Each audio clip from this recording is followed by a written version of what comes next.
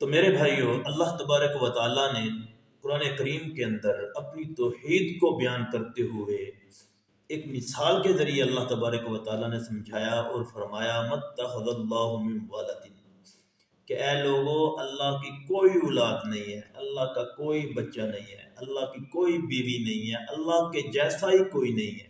متخذ اللہ من ولد، کہ اللہ کی اولاد بالکل نہیں ہے۔ اللہ تبارک و تعالیٰ نے پہلے ہی یعنی ان آیات کریمہ کے اندر اس مسئلے کو صاف کر دیا کہ اللہ کا کوئی بچہ نہیں، اللہ کی کوئی بیٹی نہیں، اللہ کی کوئی بیوی نہیں، اللہ جیسا کوئی نہیں۔ کیوں اللہ فرماتے ہیں متخذ اللہ من ولد، کہ لوگوں سن لو، میں اللہ یہ اعلان کرتا ہوں کہ میری کوئی اولاد نہیں ہے۔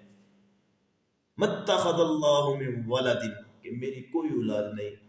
پھر اللہ تبارک و تعالیٰ نے اس کو مزید سمجھایا کہ متخذ اللہ من ولد وما کان معہ من الہ، کہ نمبر ایک تو یہ بات سمجھ لو کہ میری کوئی اولاد نہیں ہے، میری کوئی بیوی نہیں ہے، بچہ نہیں ہے، بچی نہیں ہے۔ پہلی بات تو اللہ نے یہ سمجھائی۔ پھر اللہ فرماتے ہیں ما کان معہ من الہ، اور میرے جیسا کوئی دوسرا معبود بھی نہیں ہے، میرے جیسا پوری کائنات کے اندر کوئی دوسرا رب بھی نہیں ہے۔ کیوں؟ میں اکیلا کائنات کو چلانے والا رب ہوں، میرے علاوہ پوری کائنات کے اندر کوئی الہ نہیں ہے، کوئی رب نہیں ہے۔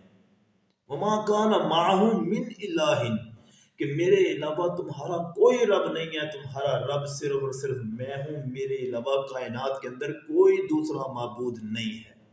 دو چیزوں کو اللہ نے صاف کر دیا، ایک یہ کہ اللہ کی کوئی اولاد نہیں ہے، نمبر دو اللہ کے جیسا کوئی معبود نہیں ہے۔ اللہ جو ہے وہ خالق یکتا ہے، وہ اکیلا ہے، وہ وحدہ لا شریک ہے، اس جیسا کوئی نہیں، اس جیسا ہے ہی نہیں، اس کا ہمسر کوئی نہیں، اس کا مد مقابل کوئی نہیں، وہ اکیلا ہے، اکیلا ہی رہے گا، اور اکیلا تھا، اکیلا ہی رہے گا۔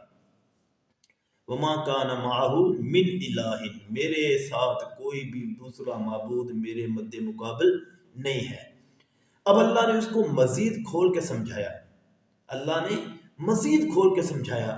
اب اللہ تبارک و تعالیٰ قرآن کریم میں اس کو مزید کھول کے سمجھاتے ہوئے ارشاد فرماتے ہیں اذا لذهب كل الہ، کہ اگر بالفرض سمجھ لو کہ اگر کوئی میرے علاوہ کوئی دوسرا معبود ہوتا، میرے علاوہ کوئی دوسرا رب، کوئی دوسرا معبود ہوتا، مان لو اس بات کو، پھر کیا ہوتا؟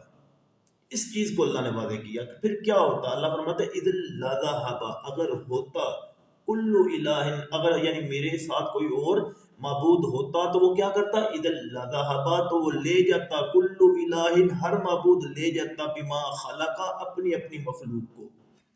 یعنی کچھ لوگ تو ایک رب کو ماننے والے، کچھ دوسرے رب کو ماننے والے، بالفرض مثال کے طور پہ کچھ تیسرے رب کو ماننے والے۔ ایک رب نے جو ہے وہ زمین بنائی، ایک نے آسمان بنایا، ایک نے ہوائیں بنائی، یہ مثال کے طور پہ اللہ سمجھا رہے ہیں۔ تو پھر کیا ہوتا؟ ایک آسمان کو لے کے چلا جاتا، ایک زمین کو لے کے چلا جاتا، ایک ہواؤں اور پہاڑوں کو لے کے چلا جاتا، تو فساد ہو جاتا۔ اور پھر اس کو آگے اللہ نے سمجھایا کہ اذا لذهب كل الہ بما خلق، کہ اگر میرے علاوہ کوئی اور معبود ہوتا تو وہ بھی اسی طرح اپنی اپنی مخلوق، اپنی اپنی بنائی ہوئی چیزوں کو لے کے چلا جاتا، اور یہاں تک نہ رکتا، بلکہ کیا کرتا؟ وَلَعَلَى بَعْضُهُمْ عَلَى بَعْضٍ، بلکہ وہ ایک دوسروں پہ چڑھائی کرتے۔ اگر رب کے علاوہ ایک رب نہیں، بلکہ اگر مان لیا جائے کہ رب کئی ہیں اور اللہ کے علاوہ بھی اور رب ہیں، معبود ہیں، تو اللہ فرماتے ہیں کہ وہ ایک تو پہلی بات کہ وہ اپنی اپنی مخلوق کو الگ کر لیتے، اپنی اپنی بنائی ہوئی چیزوں کو الگ کر لیتے، اور نمبر دو وہ آپس میں لڑنا اور جھگڑنا شروع کر دیتے۔ جیسے ہماری دنیا کے اندر ایک ملک دوسرے ملک سے، ایک بھائی دوسرے بھائی سے، ایک گاؤں کے لوگ دوسرے گاؤں کے لوگوں سے لڑ پڑتے ہیں، ایک برادری دوسری برادری سے لڑ پڑتی ہے۔ تو میرے بھائی ایسے ہی اللہ فرما رہے ہیں کہ ایسے ہی سمجھو کہ وَلَعَلَى بَعْضُهُمْ عَلَى بَعْضٍ، اسی طرح ایک رب دوسرے رب سے جھگڑ پڑتا، اسی طرح ایک رب دوسرے رب سے لڑ پڑتا، وَلَعَلَى بَعْضُهُمْ عَلَى بَعْضٍ، ایک رب دوسرے رب سے لڑ پڑتا۔ تو اس لیے پھر جو کائنات جو تم دیکھ رہی ہو کہ یہ خوبصورت چل رہی ہے، پھر یہ اس طرح خوبصورت نہ رہتی۔ جب دو رب یا تین ربوں کی لڑائی ہوتی، تین معبودوں کی لڑائی ہوتی، تو پوری کائنات ختم ہو جاتی۔ تو اللہ تبارک و تعالیٰ فرماتے ہیں کائنات بالکل ٹھیک طریقے سے چل رہی ہے، پہاڑ اپنی جگہ پہ، ہوائیں اپنی جگہ پہ، انسان صحیح طریقے سے زندگی گزار رہا ہے، سورج اوپر کھڑا ہے، آسمان کھڑے ہیں، بادل کھڑے ہیں، ستارے کھڑے ہیں، ہر چیز جو صحیح طریقے سے کام کر رہی ہے، تو سمجھو تمہارا رب ایک ہی رب ہے۔ اگر دو رب ہوتے فساد آ جاتا، نہیں فساد آیا، آسمان بھی کھڑا ہے، سورج بھی چمک رہا ہے، چاند بھی نکلا ہے، ستارے بھی چل رہے ہیں، ہوائیں بھی چل رہی ہیں، پہاڑ بھی اپنی جگہ پہ قائم ہیں، تو اللہ فرماتے ہیں پھر مان لو کہ تمہارا رب ایک ہی رب ہے اور وہ اللہ ہے۔ وَلَا عَلَىٰ بَعْضُهُمْ عَلَىٰ بَعْضٍ کہ وہ اگر زیادہ معبود ہوتے تو وہ آپس میں لڑتے، اگر نہیں ہیں، نہیں لڑتے ہیں، ایک معبود ہے، تو سمجھو پھر وہ اللہ کی ذات اکیلا اور وحدہ لا شریک، وہ میری ذات ہے۔ سبحان اللہ عما یصفون۔ آخر میں اللہ فرماتے ہیں اللہ کی ذات پاک ہے ان تمام باتوں سے جو کافر اللہ کے بارے میں بیان کرتے ہیں، جیسے کہ عیسائیوں کا عقیدہ ہے، وہ یہ کہتے ہیں کہ جی اللہ کے ساتھ حضرت عیسیٰ علیہ السلام وہ بھی شامل ہیں، حضرت مریم علیہ السلام وہ بھی شامل ہیں، اور بعض کفار مکہ ان کا یہ عقیدہ تھا، وہ کہا کرتے تھے کہ جی اللہ تبارک و تعالیٰ کی جو بیویاں ہیں وہ بڑی، جو جنات کی بڑی بڑی عورتیں ہیں وہ اللہ کی بیویاں ہیں، اور نعوذ باللہ جو فرشتے ہیں وہ اللہ کے، نعوذ باللہ نعوذ باللہ نعوذ باللہ کہ وہ اللہ کی بیٹیاں ہیں۔ یہ کفار مکہ کا عقیدہ تھا۔ اور عیسائیوں کا عقیدہ تثلیث بھی ہے کہ عیسیٰ مریم اور اللہ کو ملا کے ایک رب بنتا ہے، یہ تینوں ہی رب ہیں، یہ تینوں رب کے ایک ایک جز کو ملا کے ایک مکمل رب اور الہ بنتا ہے۔